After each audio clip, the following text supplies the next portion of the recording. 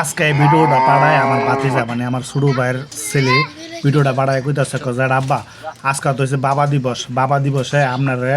একটা ডকুমেন্টস পাঠাইলাম দাদার বানায় বুঝলি আব্বার লেভেলে ডকুমেন্টস বানাইছে দেখি কি বানাইছে আর চলেন আমরাও সাথে সাথে দেখি এটা হচ্ছে আমাদের বাড়ির সামনের রাস্তা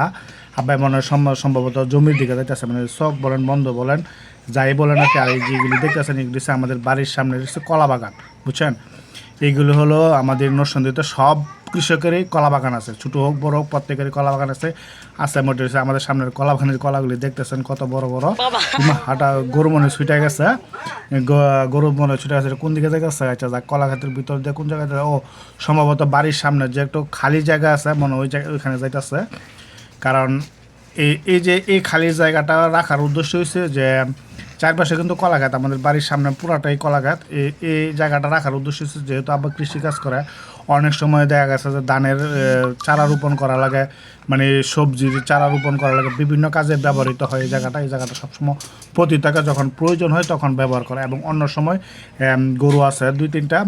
গরুগুলি মানে গাভী আর কি গরু তো নয় গাভী দুধ খা কিছু বেচে মানে এগুলি বাড়ির সামনে রাখে তাহলে আর মনে করেন যে দূরে যাওয়া লাগে না আর কি গাইগুলি নিয়ে এগুলি বাড়ির সামনে রাখে দিচ্ছে আব্বা তো আর এখন কৃষিকাজ করে না করে ছোটোটাই বাড়িতে আছে মুনি মানুষলে ছোটোটাই করে এটা আব্বা এটা হচ্ছে আব্বার মানে অলস যে সময়টা সেই সময়টাই গরুটার পিছনে আব্বা ব্যয় করে থাকে এটা আসলে যারা কৃষিকাজ করেন তারা এটা বিষয়টা প্রত্যেকেই জানেন একটা গরু হলো একজন কৃষকের শৌখিন বা শখের জিনিস আর প্রত্যেকটা শৌখিন কৃষকই একটা গাভী 2টা গাভী পালে এটা স্বাভাবিক এই যে দেখেন দেখা যাইতেছে আমার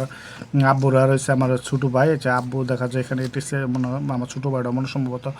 আসছিল সাথে এটা হচ্ছে আমাদের সম্পূর্ণটাই কলা বাগান বাড়ির সামনে যেটা দেখতেছেন এটা সম্পূর্ণটা হলো কলা বাগান এখানে ছোটো চাচার আছে মেজু চাচার আছে আমরার আছে এটা মনে করেন যে অনেক জায়গা অনেক দূরা জায়গা এটা পুরাটে কলা আব্বাই মনে কলার বুক কাটবো না কী করবো কলার বুক কাটতেছে দেখা যাক কলার বুক কাটতেছে এটা কাছে দেখা যায় বাতিজা মোটামুটি যে ভিডিওটা বানাইছে আর এটা কলার গুড়ি সাফ করতেছে এটা সাধারণত প্রত্যেকটা কলা গাছেরই একটা বুক রেখে বাকিগুলি কেটে দিতে হয় যাতে কলাগুলো পুষ্ট এবং